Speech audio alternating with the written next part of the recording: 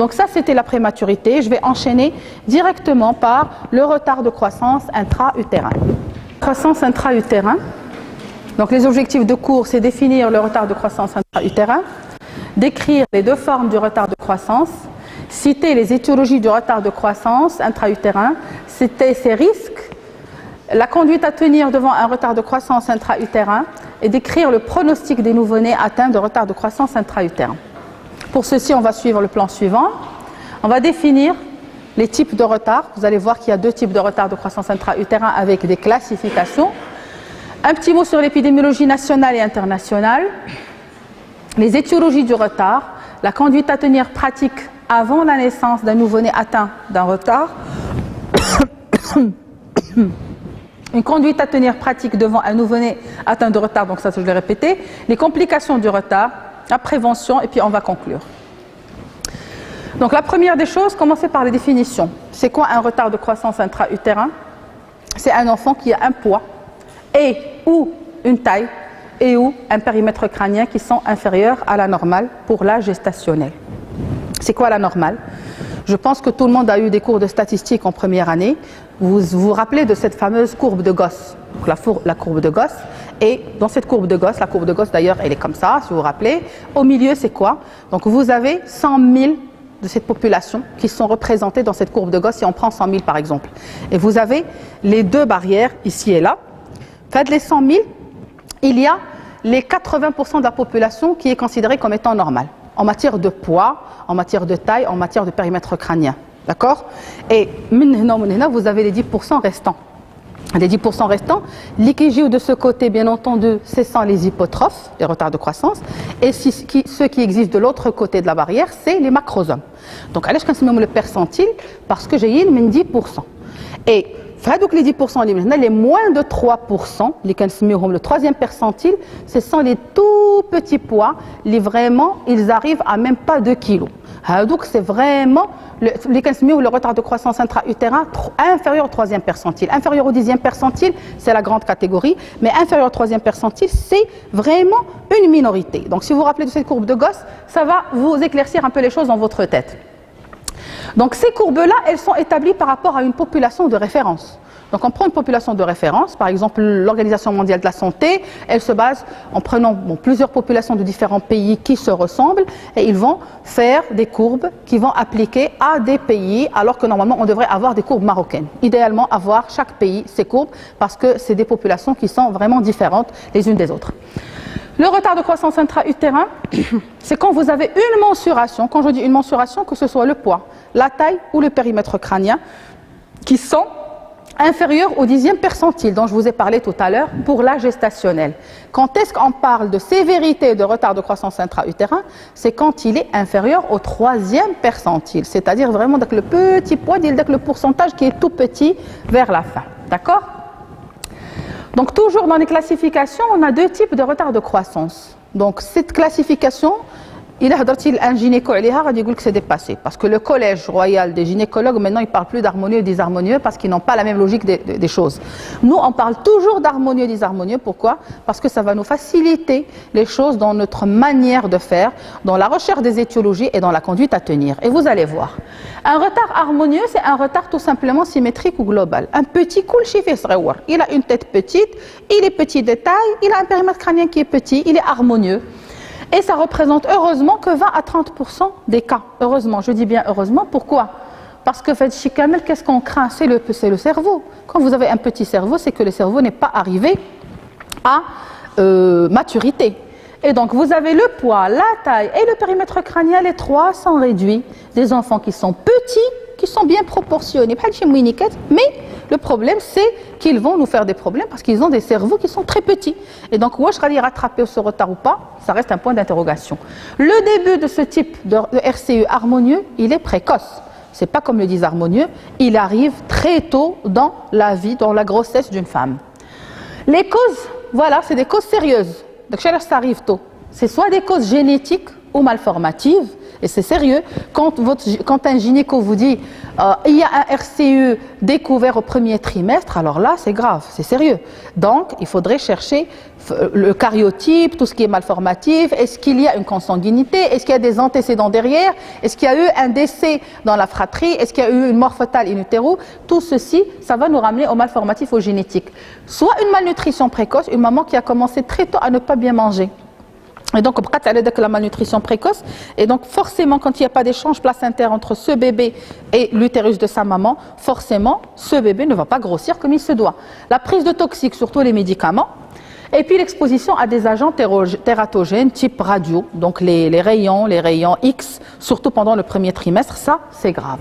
Le pronostic neurologique et intellectuel reste réservé, pourquoi? Parce que le PC il est tout petit.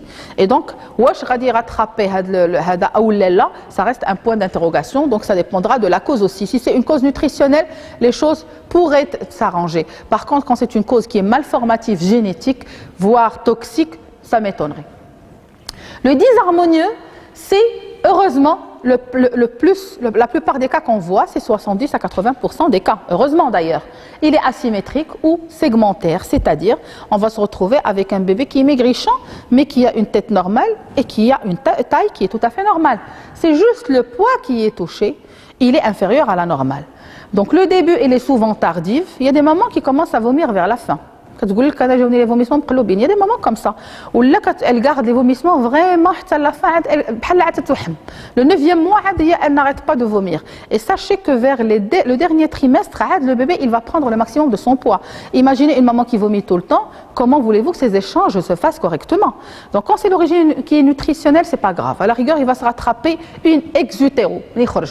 Donc les traits qui sont marquants, vous avez une maigreur et bien sûr une absence de panicule adipeux. Les causes sont surtout vasculaires acquises. Je nous vois les causes vasculaires acquises, donc soit une prééclampsie, une maman qui a un problème d'HTA qui est non équilibré, un diabète maternel aussi, ça peut entraîner ça, un défaut d'oxygénation et de nutrition au 3e trimestre. Donc défaut d'oxygénation, de nutrition, donc soit les mamans qui vomissent jusqu'à la fin, soit les mamans par exemple qui vivent en grande altitude. Elles sont en hypoxie et donc même les échanges ne se font pas. Une maman qui c'est pas comme une maman qui vit foujda. Comprenez? Donc plus on est en altitude, plus la maman elle va se mettre en hypoxie et plus elle aura beaucoup plus d'hypotrophes. Et puis elles sont de meilleurs pronostics. Pourquoi? Parce que le poids on peut le faire grossir. C'est-à-dire pour grandir, donc il n'y aurait pas de problème par rapport au poids. Une épidémiologie, un petit mot sur l'épidémio là aussi. Donc il y a une prévalence du RCU sévère dans les pays développés qui va de 3 à 5% des naissances. Donc remarquez toujours qu'il y a un pourcentage qui est plus bas par rapport à celui retrouvé dans les pays en voie de développement qui quand même arrive jusqu'à 20%, ce qui n'est pas rien parce qu'on a des grossesses qui ne sont pas vraiment bien suivies. Le Maroc, aux dernières statistiques, on était à 11%, donc on est entre les deux. Donc les étiologies des retards, on a le retard harmonieux, on a bien dit, c'était les causes génétiques beaucoup plus, donc des anomalies chromosomiques. Donc il faudrait craindre quand vous avez un tout petit bébé, il faudrait faire une bonne écho morphologique. Quand on a des conditions pour faire carrément une amniosynthèse, il ne faut pas hésiter à le faire. Il y a des triples tests, c'est des tests qui se font au niveau du sang maternel, périphérique, et qui peuvent orienter vers un problème malformatif ou pas. Et donc il y a un dosage de certaines hormones et quand ils sont augmentés pathologiques, il faudrait proposer une amniosynthèse à cette maman. Généralement on le fait systématiquement à l'étranger au-delà de 35 ans chez les femmes qui vont accoucher au-delà de 35 ans. Ici au Maroc chez des mamans demandeuses et déjà l'amniosynthèse ne se fait pas par tous les gynécologues ici au Maroc. Donc on a encore du retard en matière de tout ce qui est malformatif et c'est dommage. Par contre, la trisomie 21, c'est facile à repérer. Normalement, c'est l'échographie qui va montrer normalement comment dire, ça s'appelle comment chez l'IA.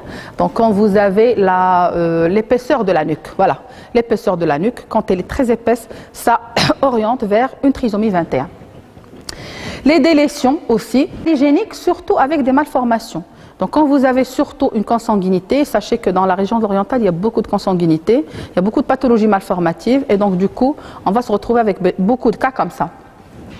Les toxiques, une maman alcoolique. Il y a ce qu'on appelle le syndrome d'alcoolisme fœtal, le SAF. Donc le syndrome d'alcoolisme fœtal, on aura une embryophétopathie qui est causée par l'alcool et donc on aura un développement staturopondéral et psychomoteur qui sont touchés. Et le bébé dont la maman est alcoolique, il a un faciès typique, il a des traits qui sont fins, il a un front un tout petit peu bombé et il va nous présenter justement un syndrome de sevrage. Il arrive, il avait l'habitude de prendre son petit alcool in utero et là on va le sevrer d'un coup et donc c'est difficile pour lui et déjà on le voit, il a une tête d'alcoolique. Donc normalement c'est des tout petits des syndromes d'alcoolisme fœtal et qui vont nous faire des embryophétopathies justement. Le tabac, il va donner des hypotrophies mais qui sont modérées. Donc moins de 300 grammes à terme. Mais quand on dit tabac, c'est plus que 10 cigarettes par jour, c'est les grands tabagiques. La toxicomanie par drogue forte avec association à la malnutrition. Parce que qui dit drogue forte dit malnutrition. Il n'y a pas de femme qui va prendre de drogue forte et qui va être équilibrée sur le plan nutritionnel. Donc tout va en se liant. Et puis il y aurait forcément, quand il y a tout ça, avec une malnutrition maternelle, il y a un nombre de mitoses qui est diminué. Et donc forcément, on aura des répercussions sur ce petit. Ça peut vous paraître bizarre, mais on en voit au Maroc. De plus en plus, il y a des cas comme ça au Maroc. Attention, sur toute la société, pas que le bas de gamme. C'est-à-dire, c'est pas que des femmes Hada, on va voir ça dans toutes les tranches de Hada, et ça nous arrive de voir des bébés comme ça. Donc, il faudrait quand même sensibiliser les mamans par rapport à ça. La prise médicamenteuse, elles sont connues pendant la grossesse. Il faudrait qu'il y ait des contre-indications de certains produits qui sont contre-indiqués. Donc, type antiépileptique, type édentoïne.